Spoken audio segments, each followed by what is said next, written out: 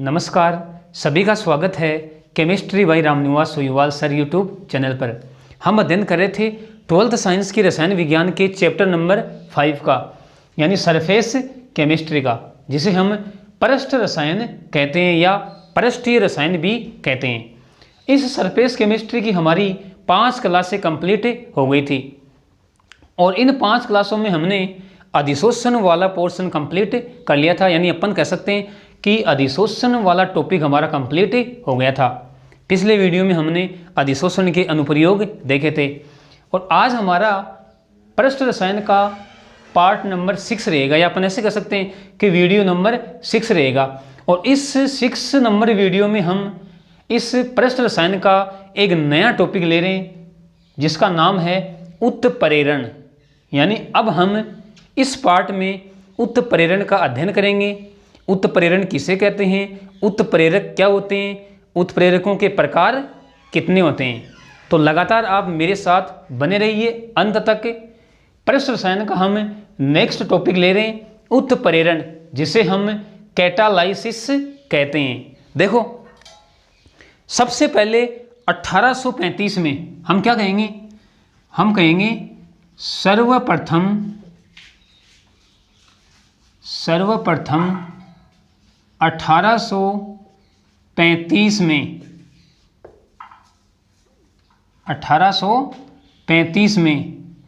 Berzelius नामक वैज्ञानिक, क्या नाम है वैज्ञानिक का, बर्जीलियस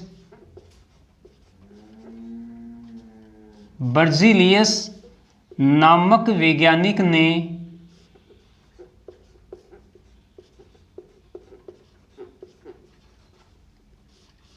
क्या बताया।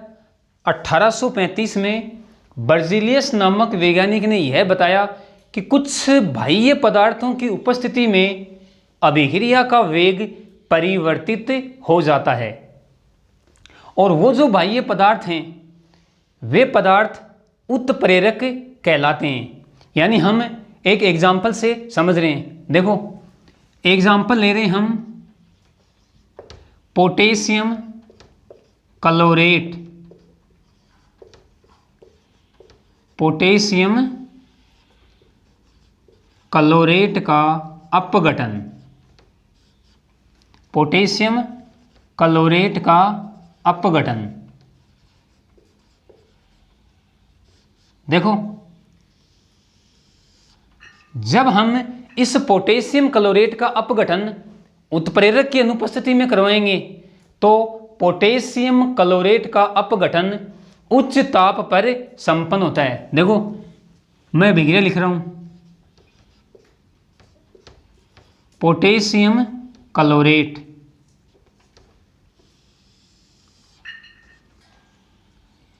तापमान रहेगा 600 डिग्री सेंटीग्रेड, और यहां पे हम लिख सकते हैं उत्प्रेरक की उपस्थिति, उत्प्रेरक की उपस्थिति, और क्या बनेगा 2KCl प्लस 3O2। यानी हमने पोटेशियम क्लोरेट का अपघटन करवाया है उत्प्रेरक की अनुपस्थिति है। देखो, उपस्थिति नहीं है यहाँ पे, अनुपस्थिति में, यानी हमने कोई उत्प्रेरक नहीं लिया। उत्प्रेरक की अनुपस्थिति,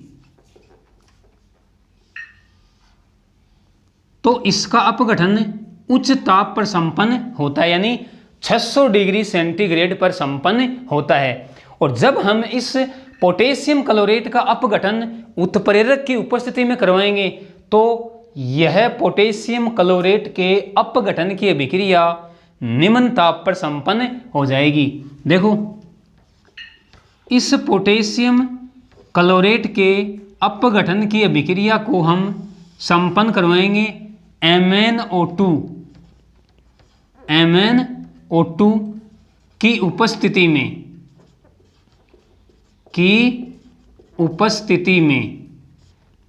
तो यह अभिक्रिया 338 डिग्री सेंटीग्रेड ताप पर संपन्न हो जाती है। और क्या बनेगा 2KCl प्लस 3O2। अब देखो, यानी अपन कह सकते हैं कि MnO2 की उपस्थिति में यह अभिक्रिया निम्न ताप पर संपन्न हो गई। यानी अपन कह सकते हैं कि MnO2 की उपस्थिति में पोटेशियम क्लोरेट के अपघटन की अभिक्रिया का वेग परिवर्तित हो जाता है और अभिक्रिया का वेग क्या हो जाएगा, बढ़ जाता है।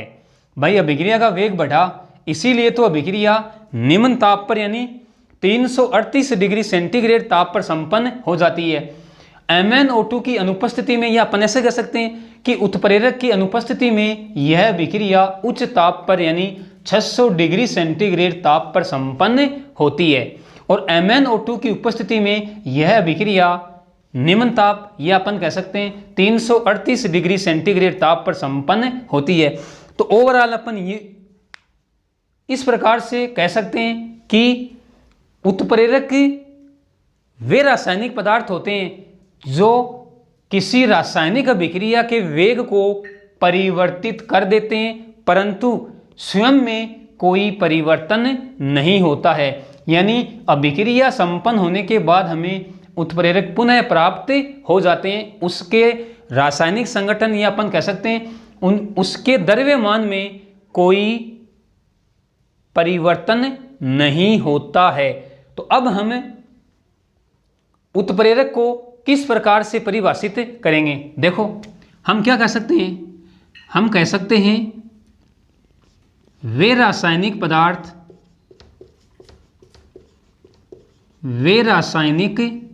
पदार्थ जो किसी रासायनिक अभिक्रिया के वेग को, जो किसी रासायनिक अभिक्रिया के वेग को परिवर्तित कर देते हैं, परिवर्तित कर देते हैं, परंतु स्वयं में कोई परिवर्तन नहीं होता है, परंतु स्वयं में कोई परिवर्तन नहीं होता है, स्वयं में कोई परिवर्तन नहीं होता है, उत्प्रेरक कहलाते हैं, उत्प्रेरक कहलाते हैं तथा यह प्रक्रिया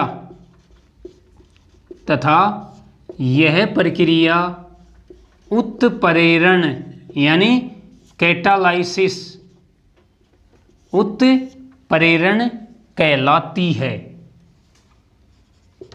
उत्प्रेरण कहलाती है। देखो, हमने उत्प्रेरक को किस प्रकार से परिभाषित किया है कि वे रासायनिक पदार्थ जो किसी रासायनिक अभिक्रिया के वेग को परिवर्तित कर देते हैं। देखो, परिवर्तित का मतलब घटा भी सकते हैं और बढ़ा भी सकते हैं। ये बात अलग है कि अधिकांश उत्प्रेरक अभिक्रिया के वेग को बढ़ाते हैं, यानी बहुत ही कम उत्प्रेरक अभिक्रिया के वेग को घटाते हैं। तो हम यहाँ पे क्या कहेंगे कि वे रासायनिक पदार्थ जो किसी रासायनिक अभिक्रिया के वेग को परिवर्तित कर देते हैं, परंतु स्वयं में कोई परिवर्तन नहीं होता है। इसका मतलब क्या हुआ कि अभिक्रिया संपन्न होने के बाद में हमें उत्प्रेरक पुनः प्राप्त हो जाते हैं, तो स्वयं में कोई परिवर्तन नहीं होता है, उत्प्रेरक कहलाते हैं तथा यह प्रक्रिया उत्प्रेरण कहलाती है। अब देखो, उत्प्रेरण को हम सिंपल शब्दों में ऐसे भी कह सकते हैं कि उत्प्रेरक की उपस्थिति में संपन्न होने वाली अभिक्रिया उत्प्रेरण कहलाती है। इसको आप इस प्रकार से भी ध्यान में रख सकते हो। तो ये हमने उत्प्रेरक की परिभाषा देख ली। क्या कहा हमने कि वे रासायनिक पदार्थ जो किसी रासायनिक अभिक्रिया के वेग को परिवर्तित कर देते हैं तथा स्वयं में कोई परिवर्तन नहीं होता है, उत्प्रेरक कहलाते हैं तथा यह प्रक्रिया उत्प्रेरण कहलाती है, यानी कैटालाइसिस कहलाती है। ये हमने एग्जाम्पल लिया पोटेशियम क्लोरेट के अपघटन का। पोटेशियम क्लोरेट का अपघटन जब हमने MnO2 की अनुपस्थिति में करवाया तो यह अभिक्रिया 600 डिग्री सेंटीग्रेड ताप पर संपन्न होती है, और पोटेशियम क्लोरेट के अपघटन की अभिक्रिया को हमने MnO2 की उपस्थिति में संपन्न करवाया तो यह अभिक्रिया 338 डिग्री सेंटीग्रेड ताप पर संपन्न होती है। ओवरऑल अपन यही कह सकते हैं कि MnO2 की उपस्थिति में इस अभिक्रिया का वेग बढ़ जाता है, अतः MnO2 यहाँ पर उत्प्रेरक का कार्य कर रहा है। अब देखो उत्प्रेरक की परिभाषा हमने देख ली, उत्प्रेरण की परिभाषा हमने देख ली, उत्प्रेरण। अब हम उत्प्रेरकों के प्रकार देखते हैं कि उत्प्रेरक कितने प्रकार के होते हैं। तो अब हमारी हेडिंग क्या रहेगी, उत्प्रेरकों के प्रकार। तो लगातार आप मेरे साथ बने रहिए। हम उत्प्रेरकों के प्रकार देखते हैं कि उत्प्रेरक कितने प्रकार के होते हैं।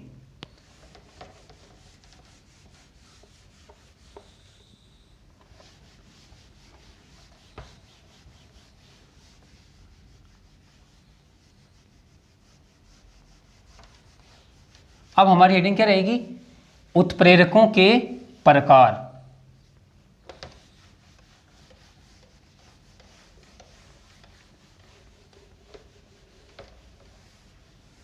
देखते हैं कि उत्प्रेरक कितने प्रकार के होते हैं, यानी हमारी हेडिंग रहेगी उत्प्रेरकों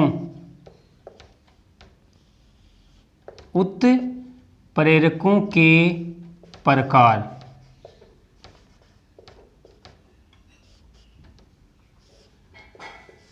देखो सबसे पहले मैं ले रहा हूं धनात्मक उत्प्रेरक।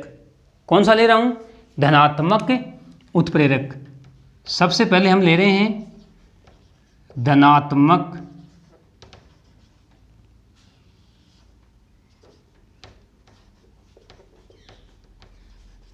उत्प्रेरक।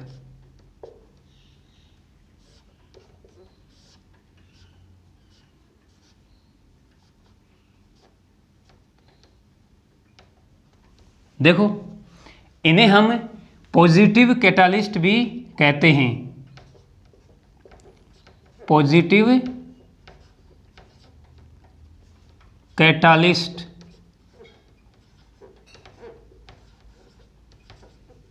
Positive catalyst.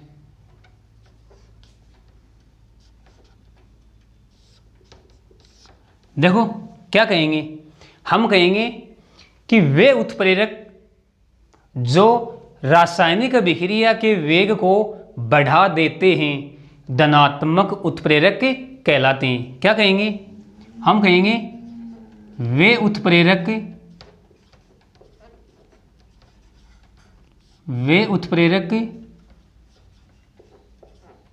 जो रासायनिक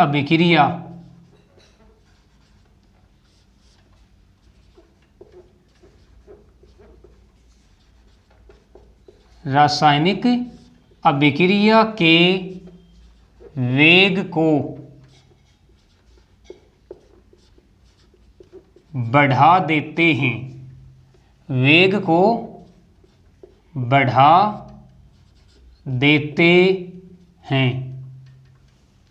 क्या कहा मैंने कि वे उत्प्रेरक जो रासायनिक अभिक्रिया के वेग को बढ़ा देते हैं धनात्मक उत्प्रेरक कहलाते हैं। धनात्मक उत्प्रेरक कहलाते हैं।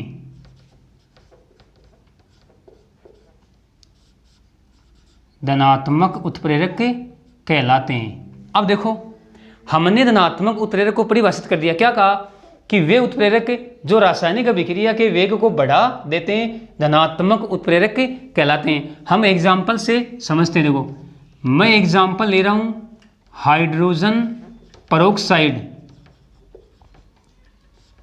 हाइड्रोजन पेरोक्साइड, हाइड्रोजन पेरोक्साइड का अपघटन।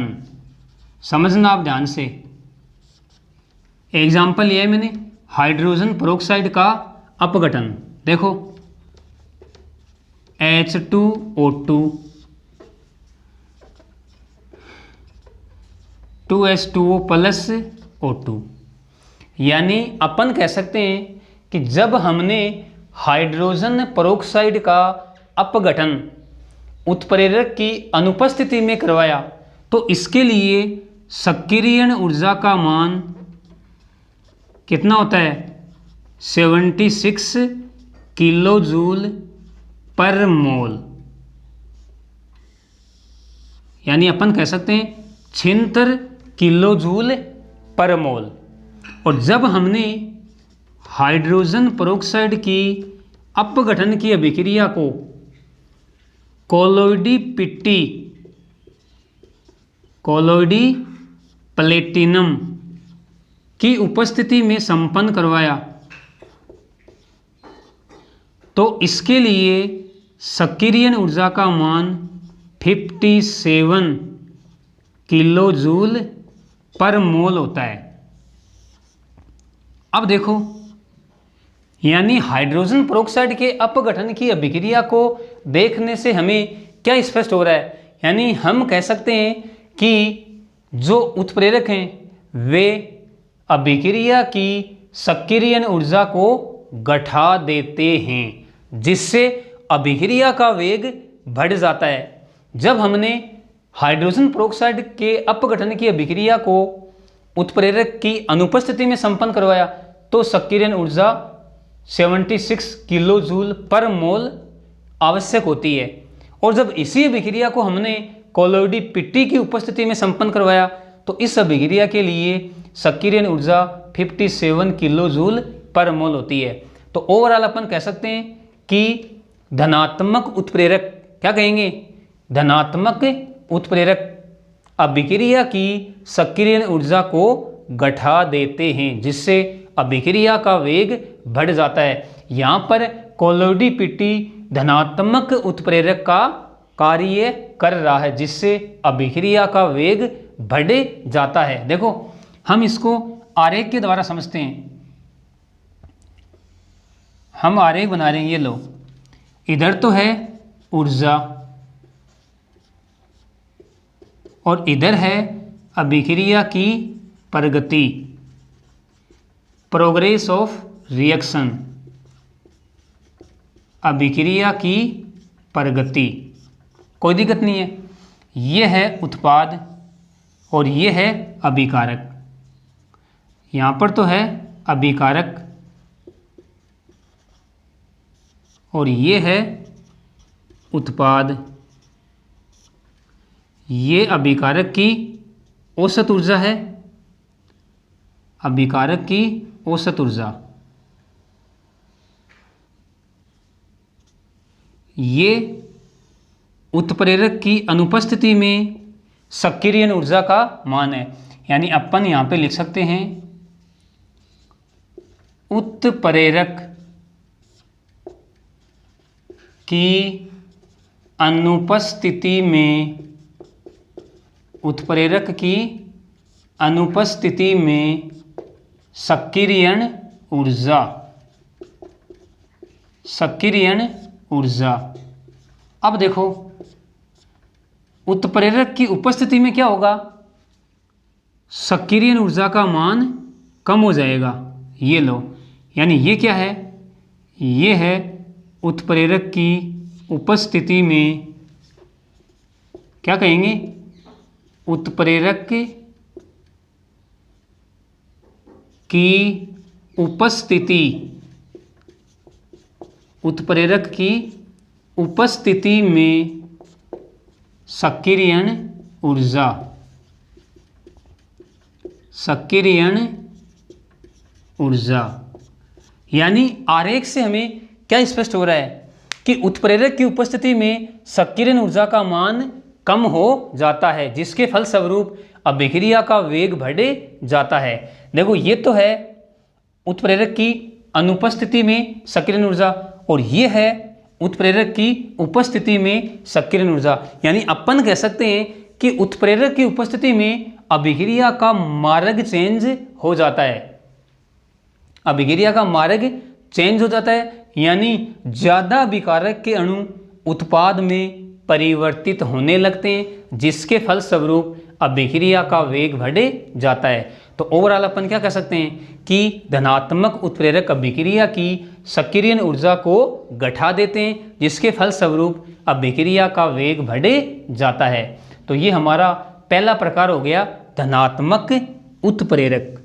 अब लेते हैं हम नेक्स्ट रहेगा हमारा ऋणात्मक उत्प्रेरक। देखो ऋणात्मक उत्प्रेरक क्या करेगा, रासायनिक अभिक्रिया के वेग को घटाएगा। तो अब हम ले रहे हैं ऋणात्मक उत्प्रेरक। हमने धनात्मक उत्प्रेरक पढ़ लिया, अब नेक्स्ट अपन लेंगे ऋणात्मक।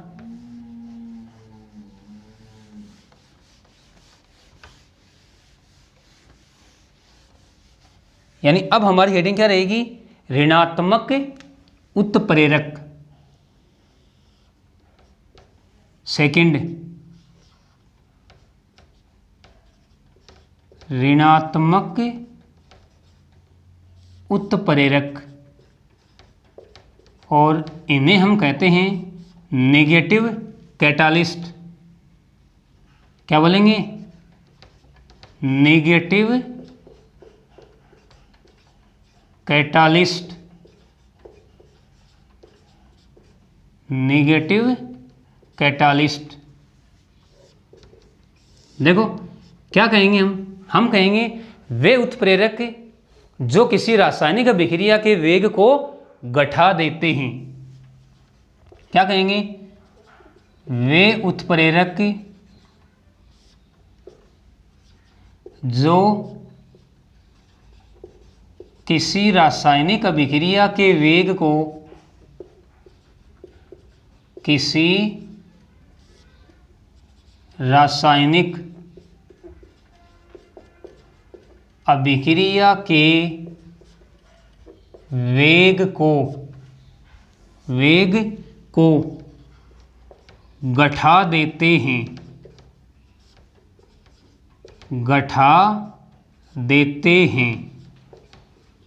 यानी कम कर देंगे, बात सीधी सी है, घटा देते हैं। ऋणात्मक उत्प्रेरक कहलाते हैं, ऋणात्मक उत्प्रेरक कहलाते हैं, ऋणात्मक उत्प्रेरक कहलाते हैं। देखो हमने क्या कहा कि वे उत्प्रेरक जो किसी रासायनिक अभिक्रिया के वेग को घटा देते हैं, ऋणात्मक उत्प्रेरक कहलाते हैं। यानी ये उत्प्रेरक रासायनिक अभिक्रिया के वेग को कम कर रहे हैं। इसी वजह से ऋणात्मक उत्प्रेरकों को हम मंदक या निरोधक भी कहते हैं। यानी हम कह सकते हैं ऋणात्मक उत्प्रेरक को, ऋणात्मक उत्प्रेरक को मंदक, ध्यान में रखोगे आप नाम, मंदक या निरोधक भी कहा जाता है। मंदक या निरोधक, मंदक या निरोधक भी कहते हैं, मंदक या निरोधक भी कहते हैं। क्यों? क्योंकि ये रासायनिक अभिक्रिया के वेग को कम कर रहे हैं, घटा रहे हैं। अब देखो हम ऋणात्मक उत्प्रेरकों के एग्जाम्पल लेते हैं। देखो पहला एग्जाम्पल ले रहा हूं मैं, हाइड्रोजन पेरोक्साइड। हाइड्रोजन पेरोक्साइड का अपघटन, हाइड्रोजन पेरोक्साइड का अपघटन।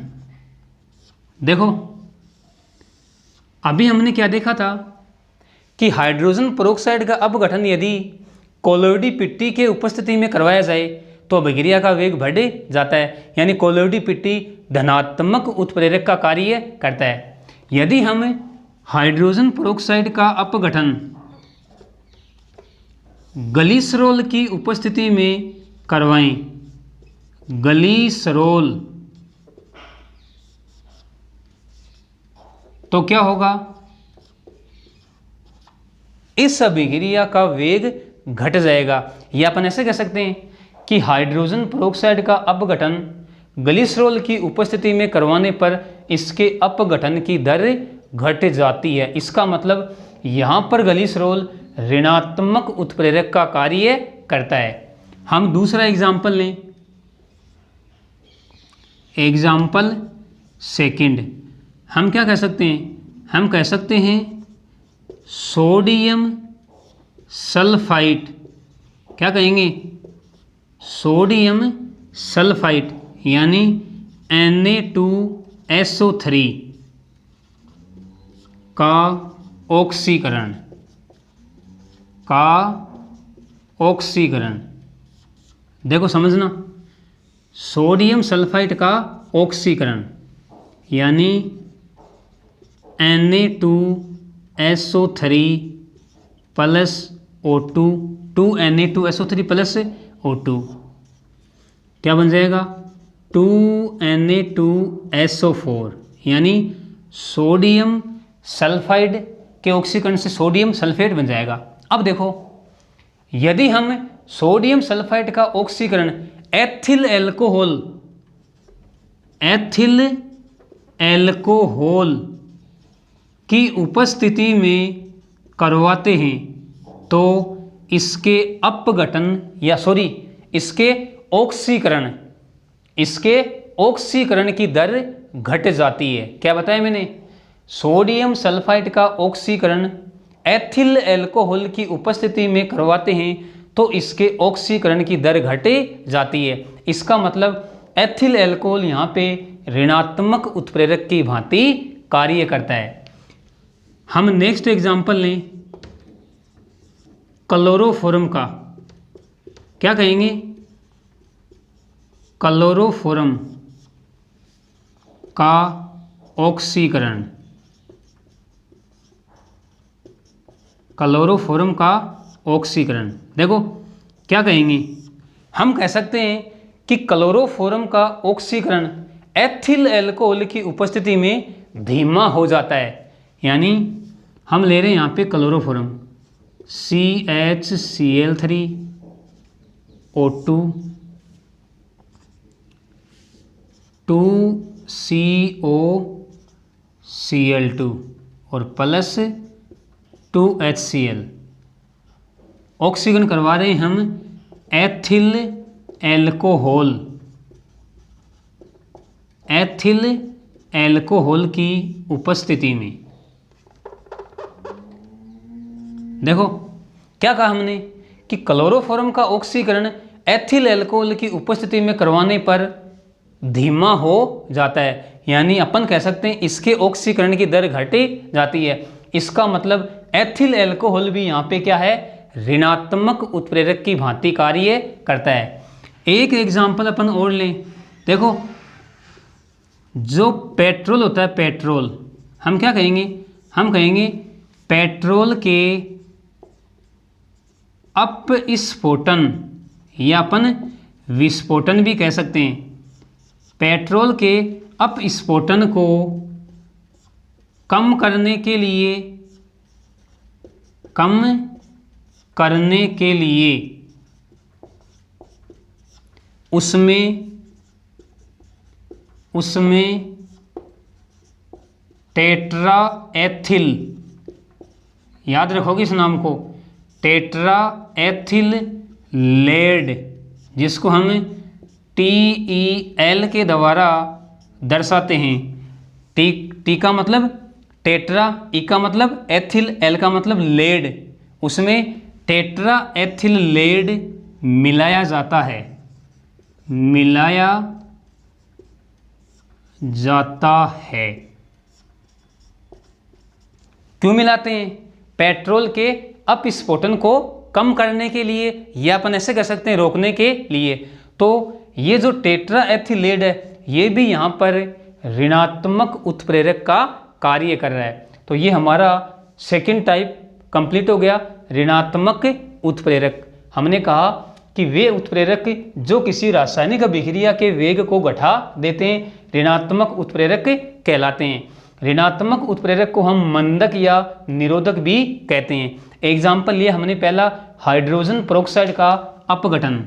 यदि हाइड्रोजन पेरोक्साइड का अपघटन ग्लिसरॉल की उपस्थिति में करवाया जाता है तो इसके अपघटन की दर घटे जाती है, और ग्लिसरॉल यहाँ पे ऋणात्मक उत्प्रेरक की भांति कार्य करता है। दूसरा एग्जाम्पल लिया हमने सोडियम सल्फाइड का ऑक्सीकरण, यानी अपन कह सकते हैं कि सोडियम सल्फाइड का ऑक्सीकरण यदि एथिल अल्कोहल की उपस्थिति में करवाया जाता है तो इसके ऑक्सीकरण की दर घटे जाती है, यानी एथिल अल्कोहल यहाँ पे ऋणात्मक उत्प्रेरक का कार्य करता है। अगला एग्जाम्पल लिया हमने क्लोरोफॉर्म का ऑक्सीकरण, यानी अपन कह सकते हैं कि क्लोरोफॉर्म का ऑक्सीकरण यदि एथिल अल्कोहल की उपस्थिति में करवाते हैं तो इसके ऑक्सीकरण की दर घटे जाती है। इसका मतलब एथिल अल्कोहल भी यहाँ पे ऋणात्मक उत्प्रेरक का कार्य करता है। और एक एग्जाम्पल लिया हमने पेट्रोल का, कि पेट्रोल के अपस्फोटन को कम करने के लिए उसमें टेट्रा एथिल लेड मिलाया जाता है। टेट्रा एथिल लेड को हम TEL के द्वारा लिखते हैं। तो टेट्रा एथिल लेड भी यहाँ पे ऋणात्मक उत्प्रेरक का कार्य करता है। तो ये हमारा ऋणात्मक उत्प्रेरक कंप्लीट हो गया। अब लेते हैं हम नेक्स्ट हम लेंगे सवतय उत्प्रेरक। देखते हैं सवतय उत्प्रेरक क्या होते हैं। हमने धनात्मक उत्प्रेरक पढ़ लिया, ऋणात्मक उत्प्रेरक पढ़ लिया। अब हम पढ़ेंगे सवतय उत्प्रेरक यानी ऑटो कैटालिस्ट। देखते हैं सवतय उत्प्रेरक किसे कहते हैं।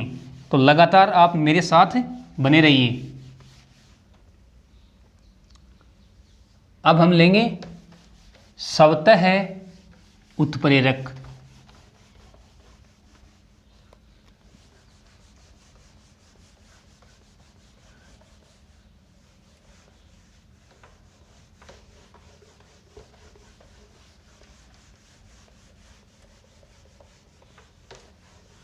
देखो हमने दो प्रकार के उत्प्रेरक पढ़ लिए, धनात्मक उत्प्रेरक और ऋणात्मक उत्प्रेरक। अब हम पढ़ रहे हैं सवतय उत्प्रेरक, यानी थर्ड नंबर। क्या लेंगे हम?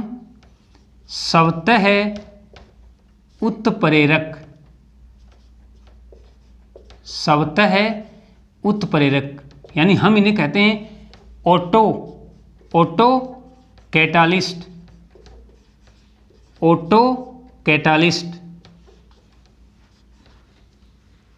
सवतय उत्प्रेरक। अब देखो समझो आप ध्यान से, देखो हम क्या कह सकते हैं कि यदि किसी अभिक्रिया में बना उत्पाद स्वयं उस अभिक्रिया के लिए उत्प्रेरक का कार्य करे तो वह उत्पाद सवतय उत्प्रेरक कहलाता है।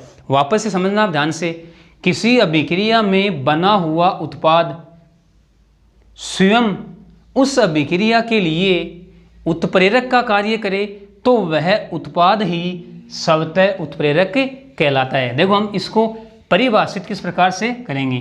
हम क्या कहेंगे? हम कहेंगे यदि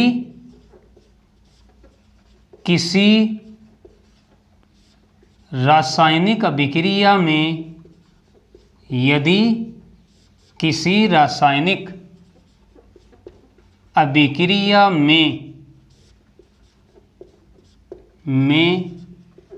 बना हुआ उत्पाद स्वयं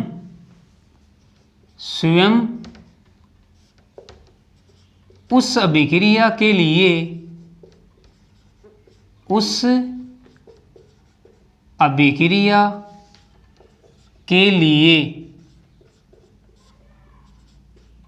उत्प्रेरक का कार्य करे, उत्प्रेरक का कार्य करे तो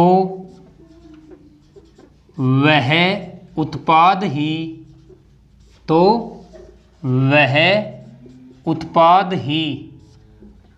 स्वतः उत्प्रेरक कहलाता है। वह उत्पाद ही स्वतः उत्प्रेरक कहलाता है। देखो समझो वापस से, क्या बताया मैंने, यदि किसी रासायनिक अभिक्रिया में बना हुआ उत्पाद स्वयं ही उस अभिक्रिया के लिए यहाँ पे ही और लगा दें अपन, स्वयं ही उस अभिक्रिया के लिए उत्प्रेरक का कार्य करे तो वह उत्पाद ही स्वतः उत्प्रेरक कहलाता है। देखो हम एग्जाम्पल से समझते हैं। हम एग्जाम्पल ले रहे हैं, एस्टर का जल अपघटन, एस्टर का जल अपघटन। देखो हमें पता है एस्टर के जल अपघटन की अभिक्रिया अम्ल उत्प्रेरित अभिक्रिया होती है। हम अभिक्रिया लिख रहे हैं, देखो CH3COO(C2H5) प्लस H2O। क्या बताया मैंने कि यह अभिक्रिया अम्ल उत्प्रेरित होती है। क्या बनेगा, CH3COOH प्लस C2H5OH। अब देखो आप, यानी अपन क्या कहेंगे, अपन कहेंगे कि प्रारंभ में एस्टर के जल अपघटन की अभिक्रिया धीमी गति से संपन्न होती है, या अपन ऐसे कह सकते हैं कि प्रारंभ में एस्टर के जल अपघटन की अभिक्रिया का वेग कम होता है, लेकिन जैसे जैसे अभिक्रिया में एसिटिक अम्ल बनता है वैसे वैसे अभिक्रिया का वेग बढ़ता चला जाता है। क्यों?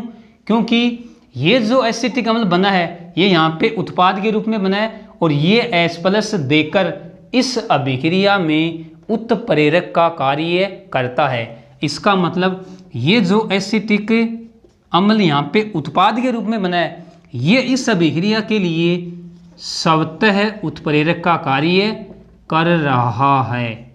इसे हम क्या बोलेंगे, स्वतः उत्प्रेरक। वापस से मैं आपको समझा रहा हूँ, प्रारंभ में एस्टर के जल अपघटन की अभिक्रिया का वेग कम होता है, लेकिन जैसे जैसे अभिक्रिया होती है उसमें उत्पाद के रूप में एसिटिक अम्ल बनता है, वैसे वैसे इस अभिक्रिया का वेग बढ़ता चला जाता है। या अपन ऐसे कहेंगे कि जैसे जैसे अभिक्रिया संपन्न होती है वैसे वैसे इस अभिक्रिया का वेग बढ़ता चला जाता है। क्यों? क्योंकि ये जो एसिटिक अम्ल यहाँ पे उत्पाद के रूप में बना है ये इस अभिक्रिया के लिए उत्प्रेरक का कार्य करता है, यानी ये H+ दे देगा, ठीक है, और ये H+ यहाँ पे उत्प्रेरक की भांति कार्य करते हैं, इसलिए ये एसिटिक अम्ल यहाँ पे स्वतः उत्प्रेरक कहलाता है। यही कहा हमने, यदि किसी रासायनिक अभिक्रिया में बना हुआ उत्पाद स्वयं ही उस अभिक्रिया के लिए उत्प्रेरक का कार्य करे तो वह उत्पाद ही स्वतः उत्प्रेरक कहलाता है। हम एक एग्जाम्पल और लेते हैं। देखो हम ले रहे हैं ऑक्जेलिक अम्ल का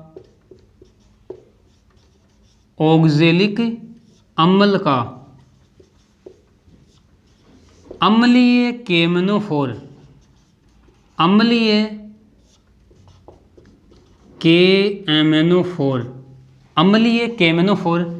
के द्वारा ऑक्सीकरण, अम्लीय केमेनोफोर के द्वारा ऑक्सीकरण। देखो इसको भी आप समझना, हम ऑक्जेलिक अम्ल का अम्लीय KMnO4 के द्वारा ऑक्सीकरण करवा रहे हैं। पहले हम रासायनिक अभिक्रिया लिख रहे हैं। देखो 5 तो ऑक्जेलिक अम्ल यानी H2C2O4, 2 KMnO4 और 3 H2SO4। कोई दिक्कत नहीं है। अब देखो हमारे पास क्या बनेगा, हमारे पास बनेगा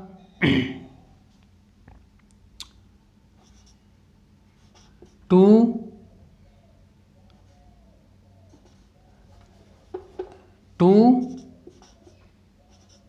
एक तो बनेगा K2SO4 और एक बनेगा यहाँ पे 2MnSO4 और 10CO2 और साथ में 8H2O। देखो अभिक्रिया को हम संतुलित कर लेते हैं। देखो 2 K2SO4 और 3 SO4 थे तो 3 SO4 यानी 2 MnSO4 और 10 CO2 और 8H2। ये हमने ऑक्जेलिक अम्ल के अम्लीय KMnO4 के द्वारा ऑक्सीकरण की अभिक्रिया लिख दी है। अब देखो इस अभिक्रिया का प्रारंभ में वेग क्या होता है, कम होता है, लेकिन जैसे जैसे अभिक्रिया में MnSO4, ध्यान से समझना, MnSO4 उत्पाद के रूप में बनता है तो इस MnSO4 में Mn2+ आयन है। ये Mn2+ आयन इस अभिक्रिया में उत्प्रेरक का कार्य करते हैं, यानी अभिक्रिया के वेग को बढ़ा देते हैं।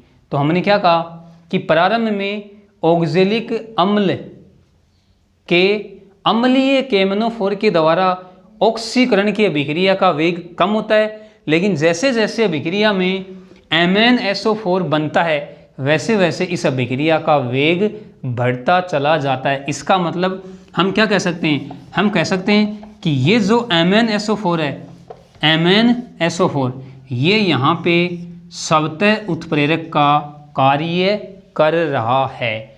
तो ये हमारा तीसरा उत्प्रेरक हो गया, स्वतः उत्प्रेरक। अब हम बात करते हैं लास्ट और अंतिम उत्प्रेरक की, वो है प्रेरित उत्प्रेरक।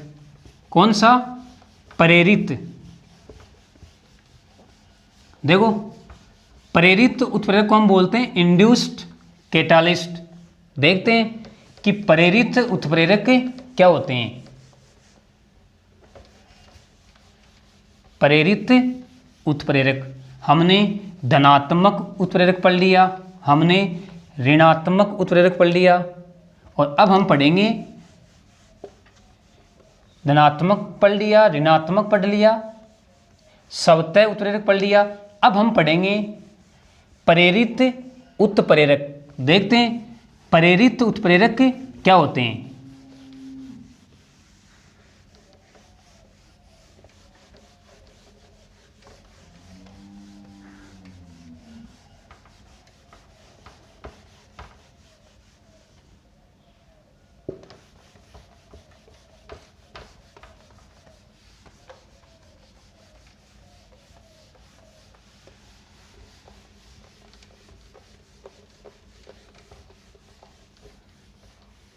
यानी अब हम नेक्स्ट पढ़ेंगे प्रेरित उत्प्रेरक 4 नंबर।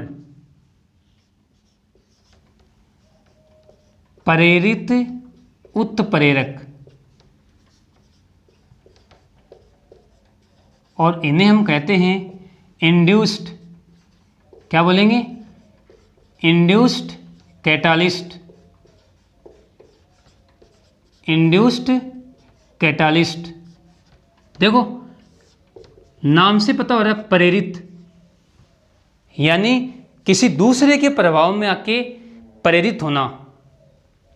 यानी अपन क्या कहेंगे, अपन कहेंगे कि कोई रासायनिक अभिक्रिया किसी दूसरी रासायनिक अभिक्रिया के प्रेरण प्रभाव में आकर संपन्न होती है तो वह दूसरी अभिक्रिया उस अभिक्रिया के लिए प्रेरित उत्प्रेरक का कार्य करती है, या अपन कहेंगे प्रेरित उत्प्रेरक कहलाती है। देखो हम इसको किस प्रकार से परिभाषित करेंगे, हम कहेंगे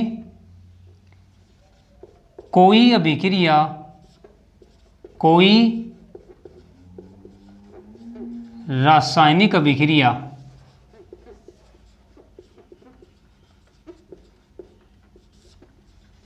किसी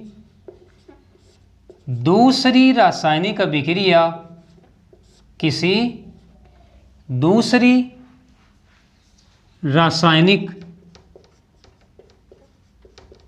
किसी दूसरी रासायनिक अभिक्रिया के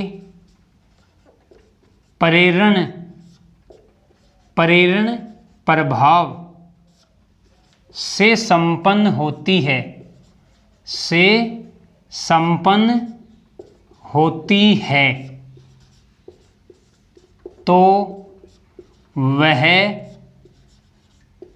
दूसरी अभिक्रिया